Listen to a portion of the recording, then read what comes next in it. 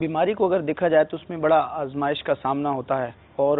بظاہر ایک مصیبت سی ہے، لیکن بیماری کے معال اور انجام کو اگر دیکھا جائے تو یہ اللہ تعالیٰ کی بہت بڑی نعمت ہے۔ اللہ تبارک و تعالیٰ قرآن پاک میں ارشاد فرماتا ہے عسیٰ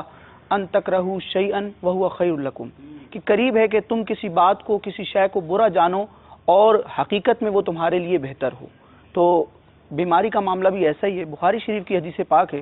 حضرت سیدنا ابو ہریرہ رضی اللہ تعالیٰ عنہ ارشاد فرماتے ہیں کہ نبی پاک علیہ الصلوۃ والسلام نے ارشاد فرمایا من یرد اللہ بہ خیرا، اللہ تعالیٰ جس سے بھلائی کا ارادہ فرماتا ہے یصب منہ، اسے مصیبت میں مبتلا کر دیتا ہے۔ یہ عجیب بات ہے کہ بھلائی کا ارادہ بھی ہے اور مصیبت میں بھی مبتلا فرما رہا ہے۔ مفتی احمد یار خان نعیمی صاحب اس حدیث پاک کے تحت فرماتے ہیں کہ اس کا مطلب یہ ہے، اللہ تعالیٰ کی حکمت یہ ہے کہ جب بندہ مصیبت میں مبتلا ہوگا اور وہ میری توفیق سے اس مصیبت پر صبر کرے گا تو میں صبر کے ذریعے اس کے درجات بلند کروں گا۔ یعنی بعض درجات ایسے ہوتے ہیں کہ عبادت کے ذریعے بندہ ان درجات تک نہیں پہنچ سکتا، وہ مصیبت میں مبتلا ہونے پر اور صبر کرنے کی وجہ سے ان کو پا لیتا ہے۔ ام المؤمنین حضرت سیدتنا عائشہ صدیقہ رضی اللہ تعالیٰ عنہ ارشاد فرماتی ہیں کہ قال رسول اللہ صلی اللہ علیہ وسلم،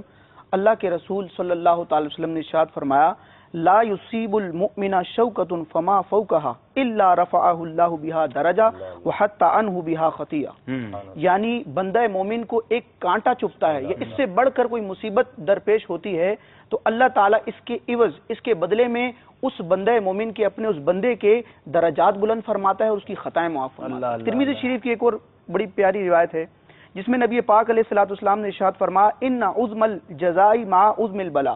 یعنی جتنی بلا اور مصیبت بڑی ہوگی اتنا ہی اجر و ثواب بھی زیادہ ہوگا۔ اور ارشاد فرمایا ان اللہ اذا احب قوما ابتلاهم،